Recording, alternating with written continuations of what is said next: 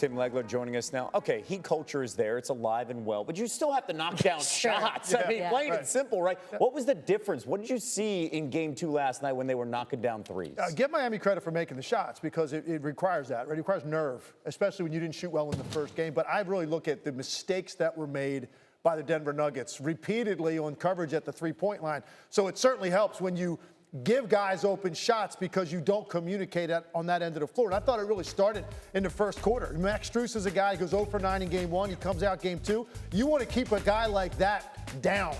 Instead, you come out, you blow coverages. He walks into 3 open threes because you don't communicate. And then the biggest stretch I thought in the game, when the Heat were down 8, they get back in it with some threes from Gabe Vincent, Duncan Robinson. Again, either blown coverages or guys overreacting to a head fake. So I thought Denver, and this is now 2 games in a row, because if you look at the film really in Game 1, Heat had similar looks. Yes. Major concern for Michael Malone. And he said it after the game last night. That wasn't just like sound bites. He's genuinely concerned what is wrong with their defense to be that bad in terms of your coverage at the three-point line on the biggest stage, when you should have that down pat by now. So they've got to tidy that up, certainly, when you get down to Miami if they want to get a game down. Yeah, there. you make that reference. Head coach Michael Malone calling his team out, specifically their effort. We will see how that plays out the next couple of days. Yeah, maybe another clue as to why it went so well for Miami is taking a look at the box score here and seeing what happened with the starters. In Game 1, the Nuggets starters scored 90 points, and they outscored Miami starting 5 by nearly 30 points. Game 2 was different. It was really all Nikola Jokic. In fact, he accounted for 50% of the starters' scoring production and got very little help from his supporting cast. A relatively quiet night for Jamal Murray as well. Obviously, Jokic can do it all, but on this kind of stage, he needs help. What do you expect to see from Denver in Game 3 in order to get back in this? We were wondering if the Heat were going to dare him to shoot a little bit more, right? Stay home with the shooters. They did that. And he took advantage of single coverage, and he gets the shots he wants in the paint.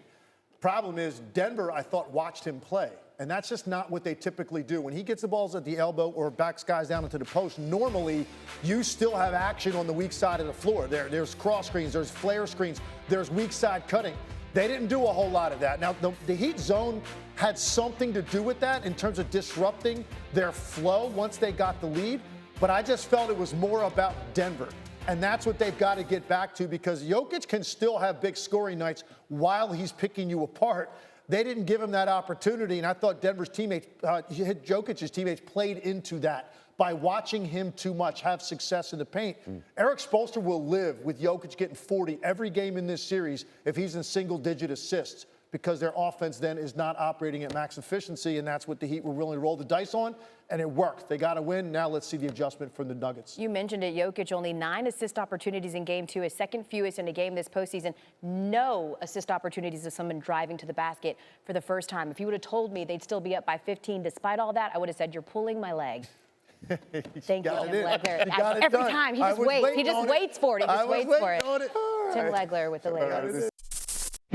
Thanks for watching ESPN on YouTube. For live streaming sports and premium content, subscribe to ESPN+.